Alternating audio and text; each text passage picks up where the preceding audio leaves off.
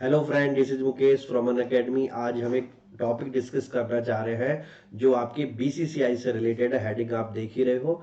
चलो स्टार्ट करते हैं इस वीडियो को। एनडीटीवी का ये ट्विटर अकाउंट का हैंडल आपको दिख रहा है, जिसमें ये साफ साफ लिखा हुआ है कि बीसीसीआई ने जो संवैधानिक संशोधन करे थे उन संशोधनों को सुप्रीम कोर्ट ने मान लिया है और इसके द्वारा सौरभ गांगुली और जय शाह को एक रास्ता मिल गया है कि वो दोबारा एक्सटेंशन कर सकते हैं अपने टर्म को।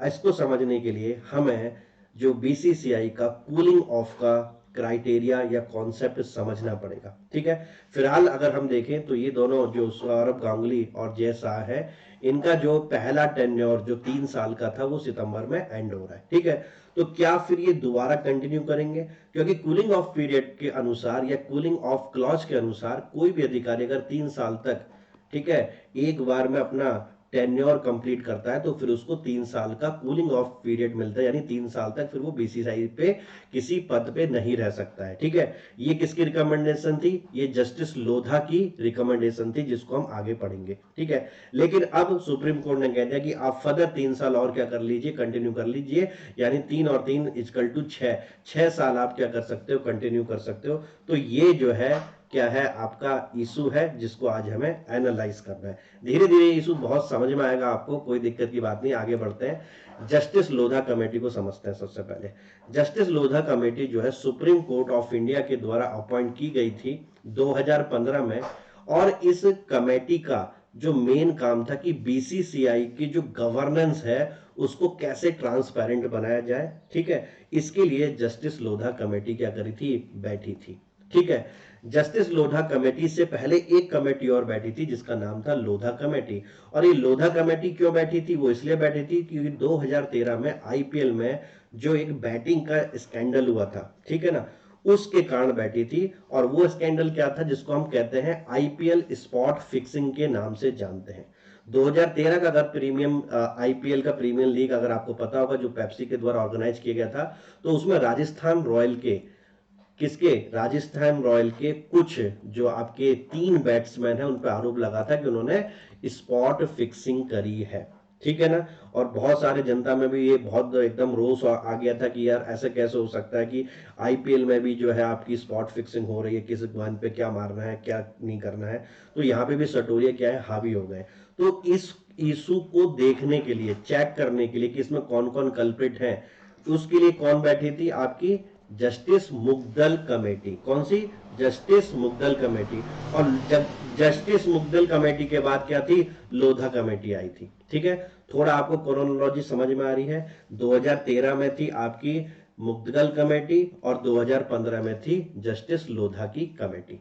क्लियर है? ये कमेटी क्यों आई थी? क्योंकि आईपीएल में 2013 में जो हुआ था आईपीएल, उसमें जो है ये सटोरिया वाला कुछ इशू आया था, जिसमें राजस्थान रॉयल के 3 खिलाड़ी क्या हुए थे, आपके इसमें बुक्ड हुए थे। ठीक, अब जस्टिस लोधा कमेटी ने जब ये फाइनलाइज हो गया कि भैया हाँ 3 जने कल्प्रिट है और उसमें कुछ मैनेजमेंट के स्टाफ भी कल्प्रिट थे, तो जस्टिस लोधा ने सोचा कि क्यों ना बीसीसीआई के जो गवर्निंग बॉडी है उसमें क्या किया जाए, एक तरीके से ट्रांसपेरेंसी लाई जाए। ठीक है, वहां पे मोनोपोली नहीं होनी चाहिए। तो जस्टिस लोधा ने उस समय इंट्रोड्यूस करा कूलिंग ऑफ पीरियड। ये वही कूलिंग ऑफ पीरियड है जो कहता है कि कोई भी अधिकारी अगर एक 3 साल का टेन्योर पूरा करता है तो फिर वो अगले 3 साल तक बीसीसीआई में किसी भी पोस्ट पे नहीं रह सकता है। उन्होंने ये ऐसा क्यों किया था? इन्होंने ऐसा इसलिए किया था क्योंकि 2 बेसिस थे। पहला बेस ये था कि आप सपोज सोचो कि कोई भी एक जो है आपका पर्सन 3 साल के बाद दोबारा 3 साल के लिए कंटिन्यू हो जा रहा है बीसीसीआई में, तो आपको नहीं लगता कि उसकी मोनोपोली बन जाएगी? ठीक है ना, और फिर नए चेहरे तो फिर बीसीसीआई की गवर्निंग बॉडी में कभी आ नहीं पाएंगे। तो जस्टिस लोधा का कहना था कि मैंने 2 कारणों से इस कूलिंग ऑफ पीरियड को लेके आए थे, जो क्रिकेट भी में नहीं, कहीं पे भी, मतलब कहीं भी गवर्नेंस की प्रोसेस के लिए बहुत ज्यादा जरूरी है। जिससे क्या होगा कि कभी भी मोनोपोली नहीं आ सकती और नए ब्लड क्या होंगे, एडमिनिस्ट्रेशन में आएंगे। क्या आपको समझ में आ रहा है? और आपको लग भी रहा होगा कि कूलिंग ऑफ पीरियड तो बहुत अच्छा है। ठीक है, हालांकि इसके फायदे भी हैं और हालांकि इसके कुछ नुकसान भी हैं।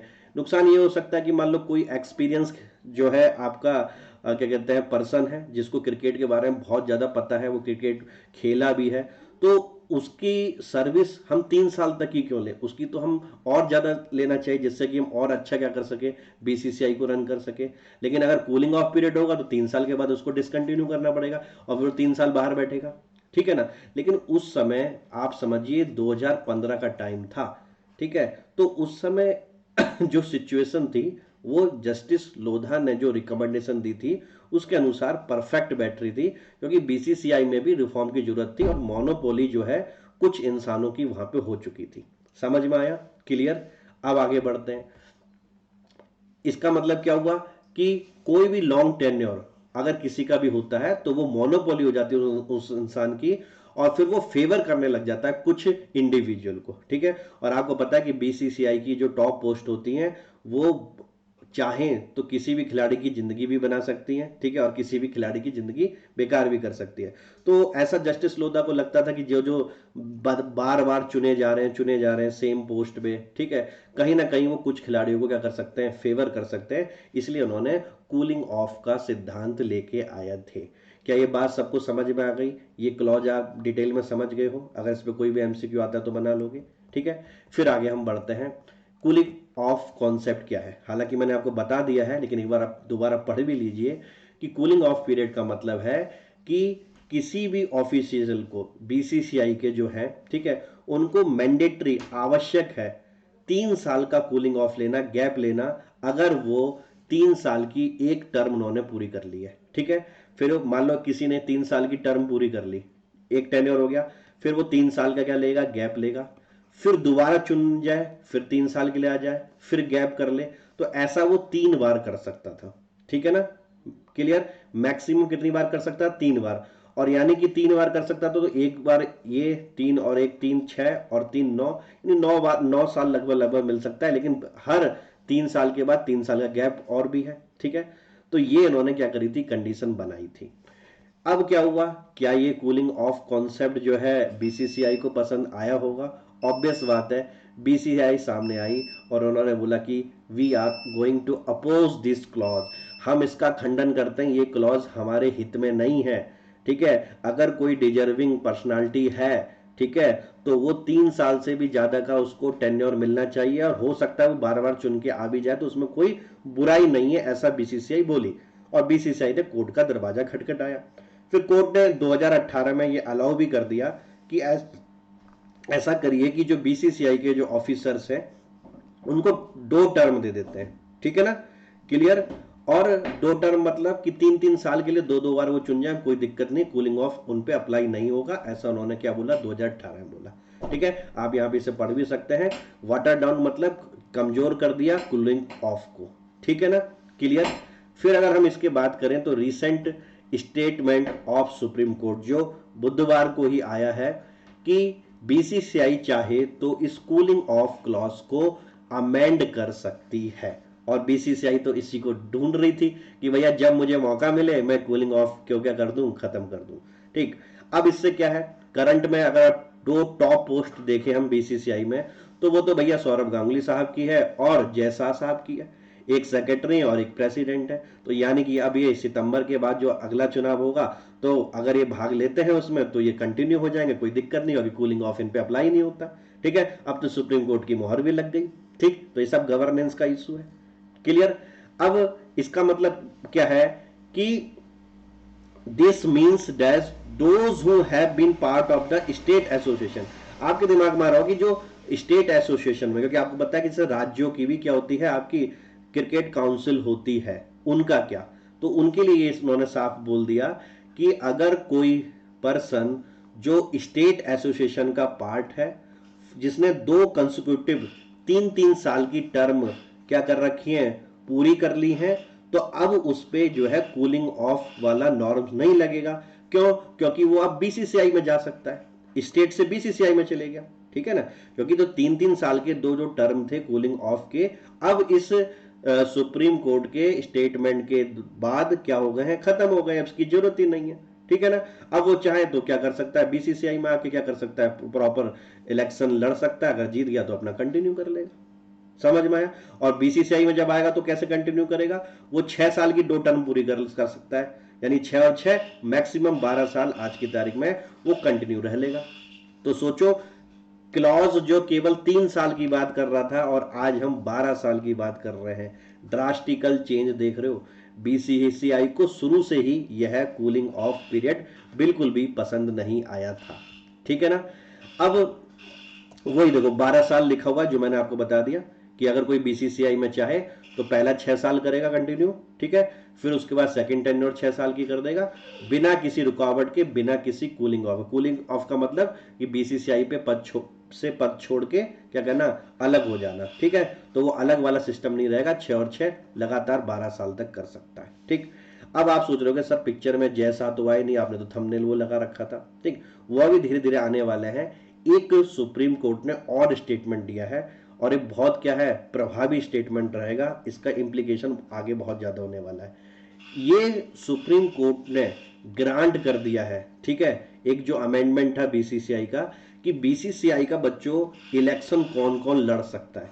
पहले ये था कि जो पब्लिक ऑफिसर है, ठीक है ना, क्लियर, वह बीसीसीआई के इलेक्शन नहीं लड़ सकते, लेकिन अब इस वाले क्राइटेरिया को हटा दिया गया है। जो पब्लिक ऑफिस का पद होल्ड करते हैं वह भी बीसीसीआई के इलेक्शन लड़ सकते हैं। केवल किसको छोड़कर, मंत्री नहीं होने चाहिए वो भारत सरकार में, और वो सरकारी सेवक गवर्नमेंट सर्वेंट नहीं होने चाहिए, ठीक है। इसके अलावा जो आपके पब्लिक ऑफिस में आते हैं वो सब के सब क्या कर सकते हैं, आपका बीसीसीआई के इलेक्शन लड़ सकते हैं। समझ में आ गया, ठीक है। The court also granted request to allow amendment to do away with the restriction हट चुके हैं on those holding public office, ठीक है, लेकिन मिनिस्टर और गवर्नमेंट सर्वेंट को छोड़कर, ठीक है। अब जस्टिस लोढ़ा साहब का रिएक्शन क्या था, तो उनसे भी भैया पूछा गया कि भैया इस स्टेटमेंट में क्या कहेंगे। तो जस्टिस लोढ़ा एज यूजुअल उन्होंने कहा कि मैं इस सुप्रीम कोर्ट के स्टेटमेंट का सम्मान करता हूं। पहले सिचुएशन कुछ और थी, अब सिचुएशन कुछ और है, ठीक है।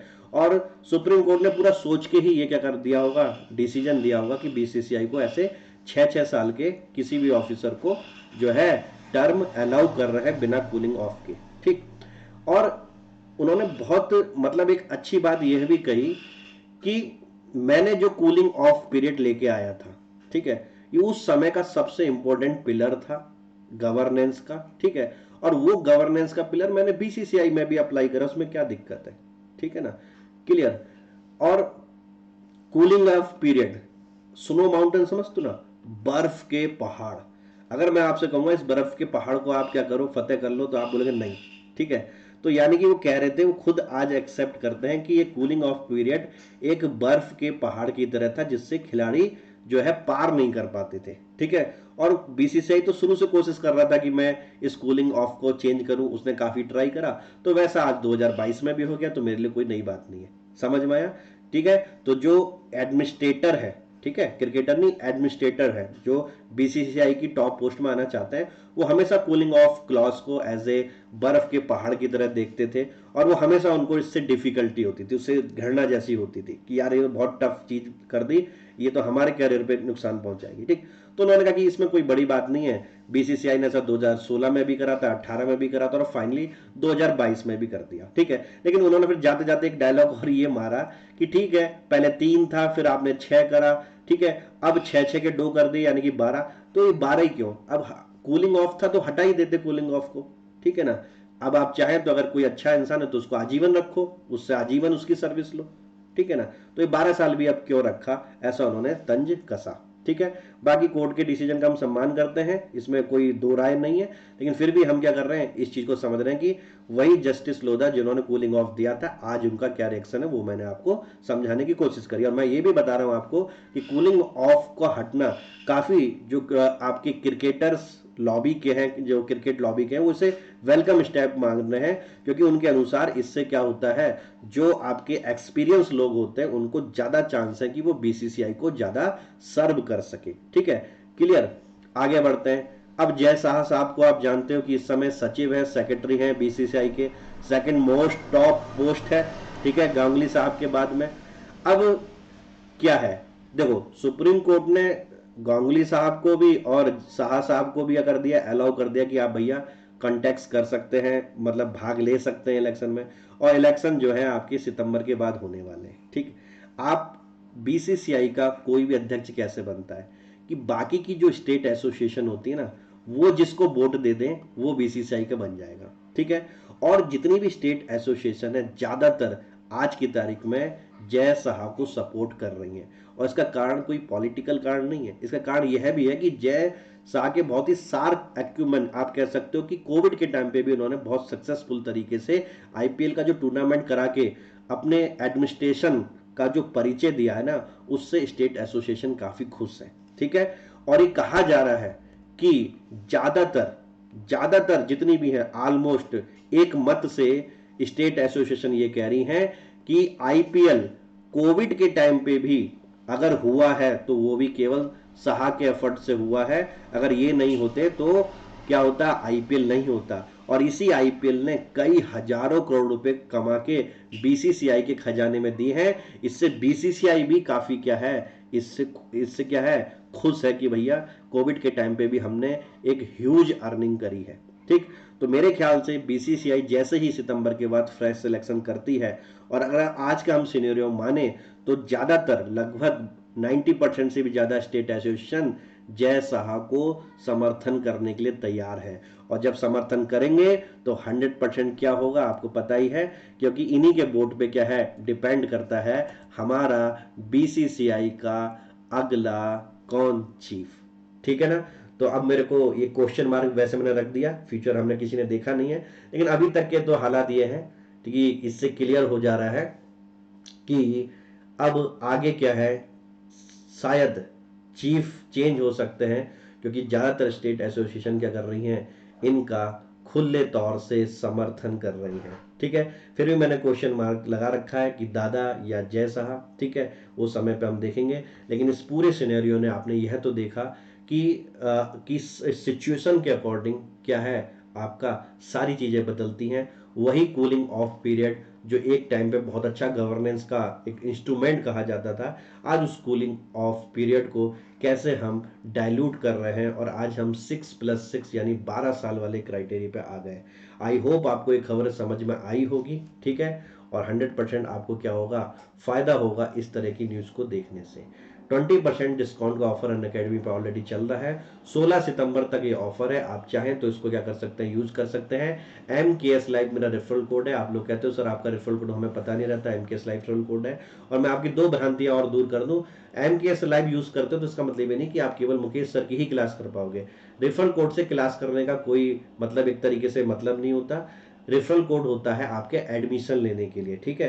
क्लास आप किसी की भी कर सकते हो, अर्थात MKS लाइव यूज करने के बाद भी आप मेरी भी और किसी भी एजुकेटर की क्लास कर सकते हो, आप बिल्कुल स्वतंत्र हो। समझ में आया।